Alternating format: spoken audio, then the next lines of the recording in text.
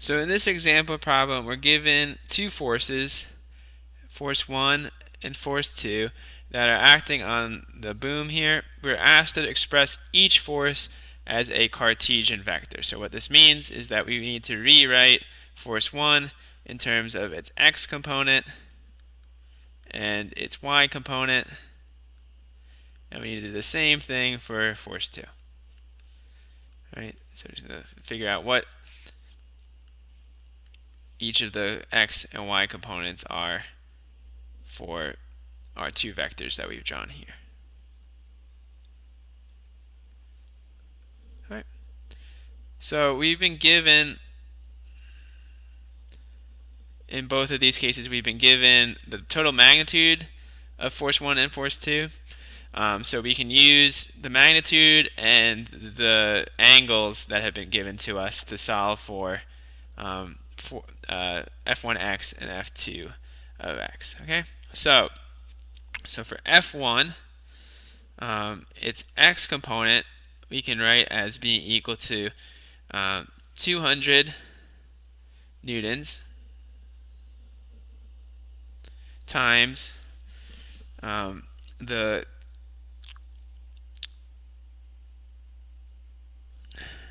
the sine of 30 degrees.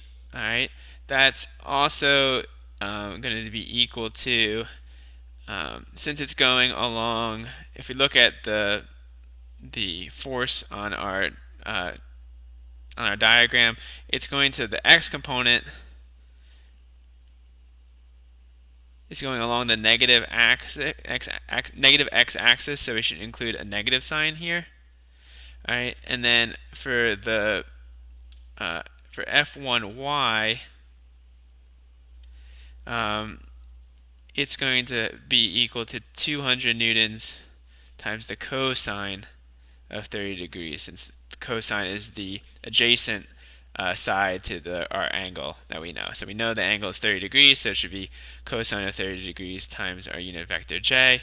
If we plug in the values of sine of 30 degrees and cosine of 30 degrees, we end up getting minus 100 newtons for the x component of f1 plus 173 newtons for the y component of f1. Right. So then we can move on to force 2. And so for force 2, the x component of force 2 is going to be equal to the magnitude of force 2, which is 260 newtons. All right, times the proportion of force 2 that's along the x-axis. So in this case, we're not given the angle of force 2 relative to the x-axis. We're actually given a triangle that is proportional to force 2's x and y components. So we could say that the x component of the triangle is equal to 12. The hypotenuse of that triangle is equal to 13. So our x component would be equal to 12/13 of the magnitude of our force. So we multiply that 12/13 by 260 newtons to get our value for F2, x component. Then we can follow the same process for the y component, but instead of multiplying by 12/13, we're going to multiply by minus 5/13 to get the magnitude. We use negative 5 because the f2 of y is going along the negative y-axis. So that's why we included that extra negative sign.